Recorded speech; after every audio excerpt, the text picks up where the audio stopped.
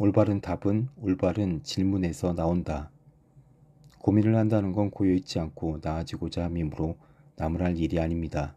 문제는 이런 고민이 한두 번으로 끝나는 게 아니라 일하는 내내 주기적으로 찾아온다는 겁니다. 괴테도 일찍이 이렇게 일갈했습니다. 인간은 고민하는 한 방황하기 마련이라고. 진로에 대한 고민은 사는 내내 계속되고 특히 일이 잘 풀리지 않거나 슬럼프에 빠지면 더 심각해집니다.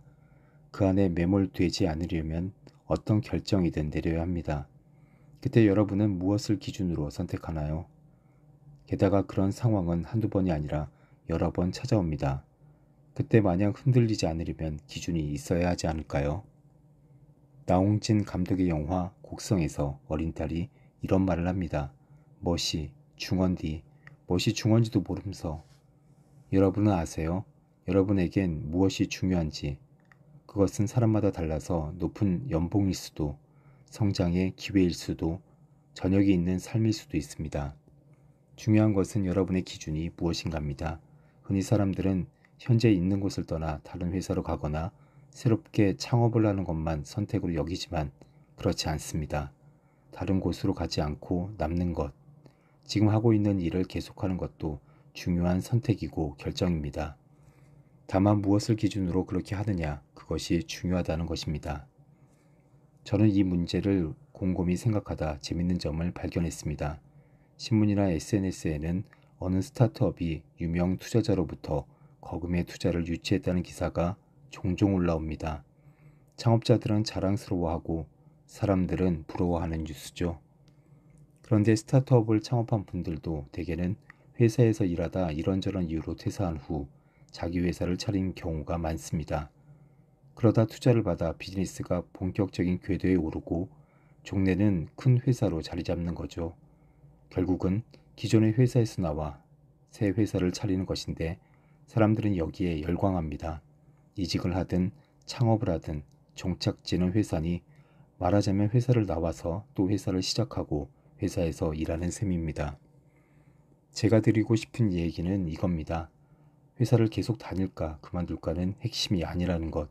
이직이냐 창업이냐도 부차적입니다. 그럼 무엇이 핵심일까요? 문제에 대한 해법을 구할 때 가장 중요한 것은 질문이 올바른가입니다. 현재 다니는 회사를 그냥 계속 다닐지 이직할지를 두고 고민한다고 해봅시다. 그렇다면 이때의 질문은 이 회사를 계속 다닐까 아니면 이직을 해야 할까가 되겠죠. 그런데 이 질문은 올바를까요? 질문이 올바르지 않으면 답도 그 주변을 벗어나기 어렵습니다. 일이 잘 풀리고 회사에서도 칭찬을 받으면 계속 다니자 하는 마음이 올라오다가도 이직해서 잘 나가는 동기를 보면 내가 이럴 때가 아니지, 얼른 다른 회사를 알아봐야겠어 하며 계속 헷갈릴 뿐이죠. 이런 상태에선 길이 잘 보이지 않습니다. 문제는 회사가 아닙니다. 올바른 질문은 이곳에서 내가 원하는 일을 내가 원하는 방식으로 할 수 있는가입니다. 이에 대한 생각을 먼저 정리해야 합니다. 여러분의 기준으로 문제를 바라보는 프레임을 새로 짜보는 것입니다. 사실 문제의 핵심을 찾아 고민하고 답을 찾는 건 굉장히 어려운 일이며 또한 용기를 필요로 합니다. 자신과 정면으로 마주해야 하니까요. 자신의 문제를 환경 탓으로 치워버리는 경우가 있습니다. 그렇게 하는 편이 편하고 쉽거든요. 하지만 이는 실제 문제는 그대로 둔 채 고개만 돌리는 것입니다. 고민을 회피하는 것이나 마찬가지입니다. 문제가 해결되지 않습니다. 살아가는 동안 우리는 아주 여러 번 고민과 선택의 시간과 마주합니다. 그럴 때 올바른 선택, 올바른 결정을 하려면 회사 등 주변의 상황이나 환경이 문제라고 생각할 게 아니라 자신의 중심을 먼저 들여다봐야 합니다. 프레임을 새로 짜서 자신에게 중요한 것, 자신이 절대로 양보할 수 없는 것은 무엇인지 파악해야 합니다.